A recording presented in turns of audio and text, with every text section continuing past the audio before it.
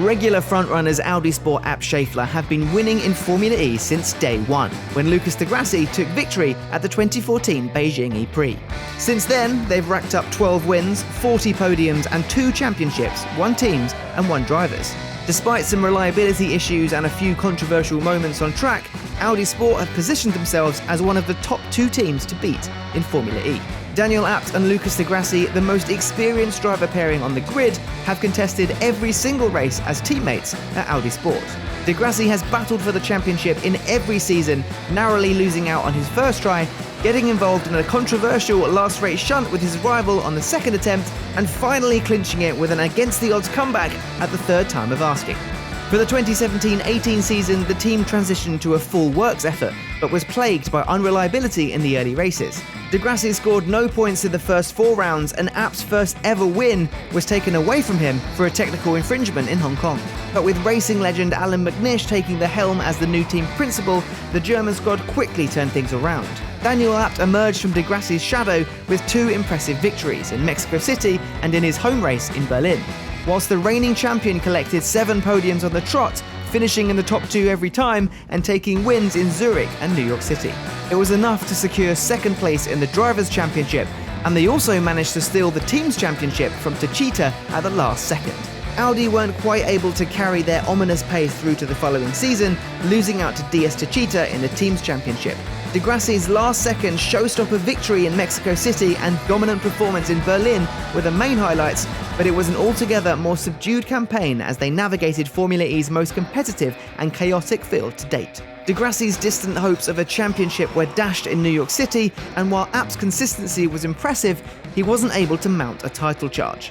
Consistency doesn't sound so good, it's better to have some highlights like I had in season 4 when I had 2 wins.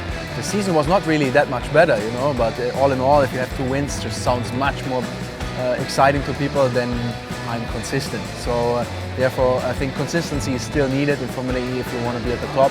That's quite clear, but I need to win races. That's the goal. Both will get another chance at glory as Audi Sport maintains driver continuity for the 6th year running. Di Grassi has forged a reputation as a victory at all costs type of driver whose determination to win sometimes supersedes team orders. But will it be enough to seal a second championship? Audi's history stretches back over 100 years and features some absolutely classic machinery. So let's take a look at some of the highlights. The evolution of Audi. The evolution of Audi started in 1936 with the Auto Union Type C. A streamlined world record version of the Type C had a 399 km/h top speed and featured mid-engine and lightweight technology.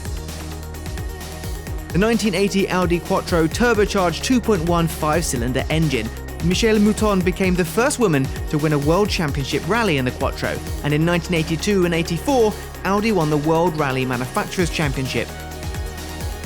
The 1990 Audi V8 Quattro, the 420 brake horsepower normally aspirated 3.6-litre V8 engine. Audi introduced the 4-wheel drive Quattro in DTM, and it won the DTM Championship in 1990.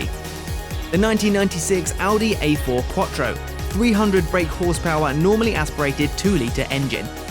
The all-wheel drive gave this super touring car extra grip in adverse conditions, but the extra traction was punished via weight penalties. The 2000 Audi R8, 550 brake horsepower mid-engine 3.6-litre twin-turbo V8. Designed to race in the newly established LMGTP class, beginning Audi's Le Mans and endurance race-winning legacy. The 2006 Audi R8, 414 brake horsepower 4.2-litre naturally aspirated V8. Driven by Tony Stark in Iron Man, with the Spider V10 and V10 Plus models widening its appeal further. The 2006 Audi R10 TDI, a 5.5-litre twin-turbo V12 diesel engine. It won its first race, the 2006 12 Hours of Sebring, as well as the 06, 07 and 08 Le Mans. The 2012 R18 e-tron Quattro, 3.7-litre turbocharged V6 TDI engine.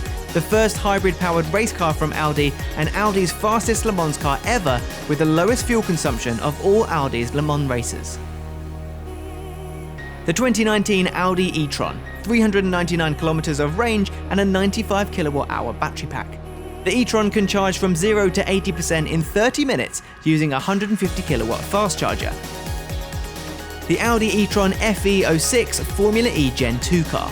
0 to 100 km per hour in 2.7 seconds and a top speed of 280 km per hour. Now that they share the grid with 3 of their direct rivals in BMW, Mercedes and Porsche, can Audi maintain their position as the top German manufacturer and seal their second title?